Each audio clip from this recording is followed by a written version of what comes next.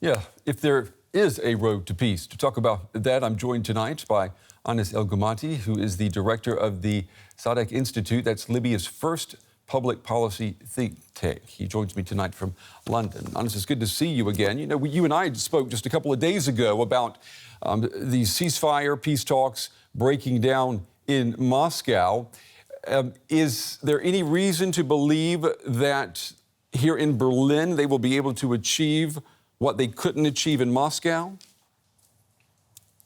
I'm still quite uncertain about those things, and I think it depends on what kind of offer is being made under the table to Khalifa Hafter and how he may interpret some of the clauses in the ceasefire agreement. So effectively, he still wants to achieve what he can't achieve through military force over the last 9 months, through negotiations, and it's a dangerous path.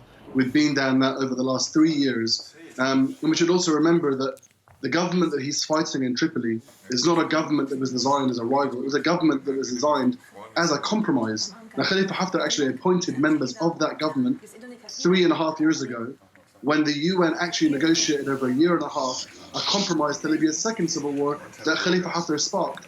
So it's difficult to kind of take Hafter at his word. We don't know whether or not he'll agree to those things. It's not the first time he would have turned his back on what he's said. And I think if we are to compromise, if we're to appease someone like Hafter, then it's a dangerous message that we're sending out to the rest of the international community, because we leave behind a footprint in these negotiations. What kind of message do we send when we allow someone to break an arms embargo, over 9 months, to turn his back on negotiations that were mediated by the UN 3.5 years ago, and to launch this offensive 9 months ago in the presence of the chief of the UN, only weeks before a national reconciliation conference? It's a dangerous message. You're painting a picture there of a general who cannot be trusted. And today, we've heard the German chancellor. She wants to at least go into these talks with good faith and start by trusting Khalifa Hafter.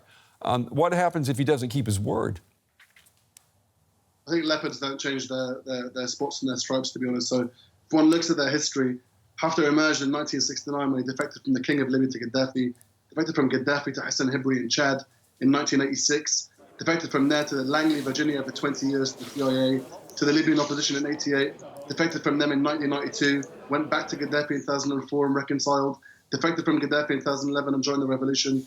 In 2014, he defected from the revolutionary government and sparked 2 coup attempts in 3 months, and then walked away from a deal that was given to him in 2016, again in 2019. I think over 51 years, it's difficult to take him at his word. I think trust is a very, very dangerous word to use when someone's got such a checkered history. And if a ceasefire agreement is reached this weekend here in Berlin, let's look at it from an optimist viewpoint here. What is that going to mean for the situation on the ground in Libya? Well, it'll certainly mean a negotiation, because there's layers of this negotiation that we have to take into consideration.